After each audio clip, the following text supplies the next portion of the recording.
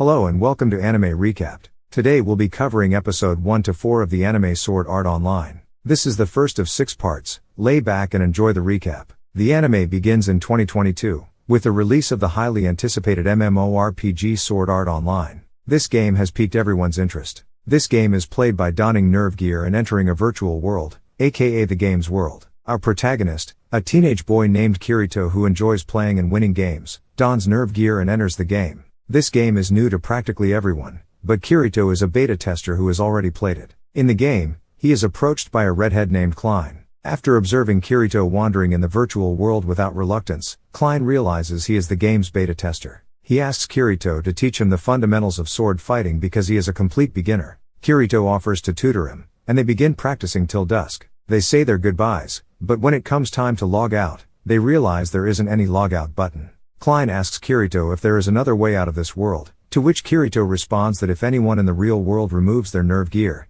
they can quit the game and that this is the only way out that he can see for now. While they are pondering it, a bell starts to ring, and all of the players in the game are transported into a large arena. Following that, a gigantic avatar of game developers appears in front of them. He greets all players in his game and informs them that there is no way to exit it. He warns them that if anyone in their family attempts to remove their nerve gear, the player will die both in this game world and in the real world because all of the nerve gear will radiate microwave radiation that will destroy their brains and lead to death. He further claims that 213 participants are already dead in the actual world as a result of someone removing their nerve gears. He goes on to clarify that there is no revival in the game, so everyone who dies here will also die in the real world. He informs the participants that there are 100 floors in this gaming world, each with its own boss, and that they must advance by defeating those bosses. He concludes by stating that each player has a particular item in his inventory that will assist them in some way. Kirito receives a mirror from his inventory. The avatar of the game's creator wishes everyone good luck and then disappears. All of the contestants are concerned about what is going on.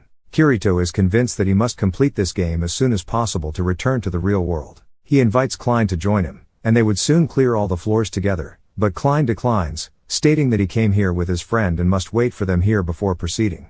Kirito then leaves and begins to move on. A wolf appears out of nowhere to attack him, but Kirito kills him with his incredible sword abilities and continues on his adventure. 6 months have passed in the virtual world, and over 2,000 individuals have perished during that period, yet no one has crossed the first floor. Diabel is holding a meeting today to create squads and pursue the boss. Diabel tells the conference attendees that they must locate and execute the floor boss today at any cost, which is why they must assemble squads. He instructs them to form 6 squads. Everyone begins to invite each other and create teams, except for Kirito, who is yet to be invited to join any party. He spots a girl named Asuna sitting near her who, like Kirito, is not being invited by anyone.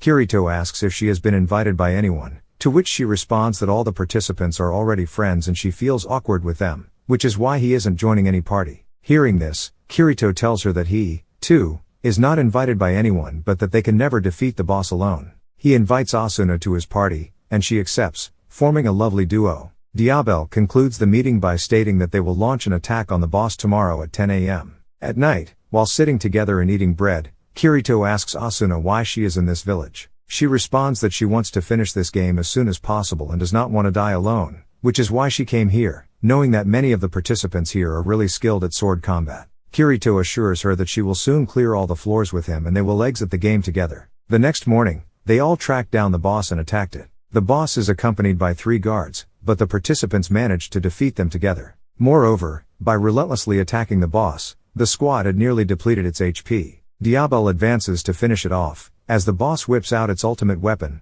a massive machete. Kirito recognizes that the machete is not ordinary and warns Diabel to stay away from it, but before Diabel can move, the boss strikes him down with a single blow. Kirito rushes over to him to give him the healing potion, but Diabel refuses and instructs Kirito to attack and defeat the boss for the sake of all contestants. Diabel vanishes after saying this, implying that he died. Kirito and Asuna proceed to kill the boss. The boss attacks Kirito, but he avoids the blow. He and Asuna, along with other squads, have weakened the boss, and Kirito completes the job with his sword skills. They finally made it to the first floor and began cheering for their victory. Meanwhile, a man blames Kirito for being responsible for Diabel's death. He claims that Kirito is the game's beta tester but hasn't informed anyone about it, and that if he had told Diabel about this hidden weapon earlier, he would be alive with them as well. Kirito assures them that he is without a doubt the beta tester of this game and has already conquered many floors earlier, but that the game has now changed. He adds that the boss did not have that weapon when he played previously. But the guy doesn't believe him and claims that he is both a beta tester and a cheater, which is why he starts calling him a beater. Kirito, infuriated, chooses to leave them. He wears his robe, and as he prepares to depart, Asuna asks him why he is leaving. He responds that he is unable to accompany them any longer. He dissolves his party with Asuna and advises her to join another guild before departing from there. The following day, some guild members approach Kirito and extend an invitation to join their party. Kirito accepts and joins them. Keita, a guild member, notifies him that the clearing group has cleared the 28th floor. The clearing group is the one that is well ahead of every squad in the game and is currently on the 28th floor. Kirito tells them that the clearing group is successful because of their excellent teamwork and the information they have, which allows them to easily battle every boss. At night, Kirito is informed via guild chat that one of their teammates, Sachi, has gone missing. Kirito utilizes his tracking abilities to easily locate her. Sachi is devastated and tells Kirito that she misses her family and wishes to leave the game as soon as possible. She regrets donning the nerve gear and participating in this game. She informs Kirito that she is more afraid of death than everyone else in the game. Kirito assures her that she will not die here and that she will complete the game soon. This boosts her morale, and she begins to feel stronger. On the following day, the guild moved up a tier. They come across a treasure chest. Ducker, one of the guild members, hurries to open it. As soon as he opens it, a swarm of monsters erupts out of nowhere. Kirito realizes it's a trap for them. The guild members attempt to teleport away from there using their teleporting crystals, but the trick fails. Kirito informs the guild that it is an anti-crystal zone and that they must fight for their lives here, but all of the guild members are inexperienced with swords and are slain one by the monsters. The scene cuts here and shifts to Kirito walking out alone when he meets Klein and his buddies. Klein asks whether he is still alone, and he responds that he prefers to fight alone in this game.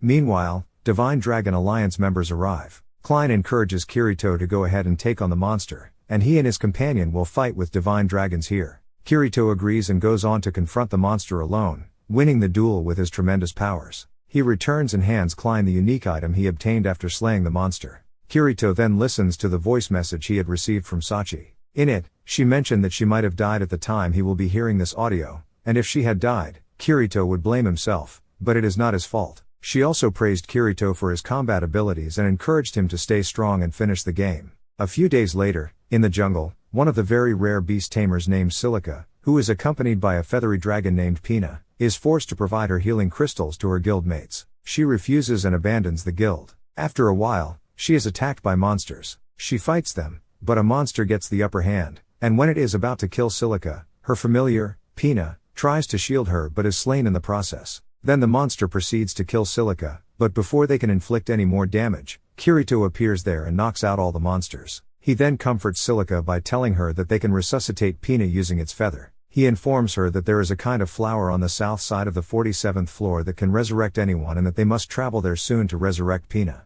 She is perplexed as to why Kirito is assisting her and asks if she requires anything in return, to which he responds that he does not require anything and is assisting her because she reminds him of his sister. While having dinner late at night, Kirito tells Silica that each player has a sign that indicates his prior record in the game. He informs her that he, she, and many other players have green signs indicating that they have never committed any crime. Some players have orange signs indicating that they have committed any crime, but the worst is a red mark on a player representing a murderer. Meanwhile, he hears some noise and gets quiet to hear it well, but Silica doesn't notice anything out of the ordinary and tells him that it was just a door knock. The next day, they eventually make it to the 47th floor and retrieve the flower, but Rosalia comes in their way. She demands the flower from them, but they refuse. She then issues an order to her guildmates to attack them and seize the flower. They attack Kirito, but their attacks are ineffective. Even their continual blows at Kirito have no effect on his HP. Kirito then reveals to them that he is a 78 level player in this game as well as a beta tester. He explains that the amount of HP they can deplete from their attacks is only a fraction of what he can recover in 10 seconds. Hearing this, the guild members are certain that they cannot damage him.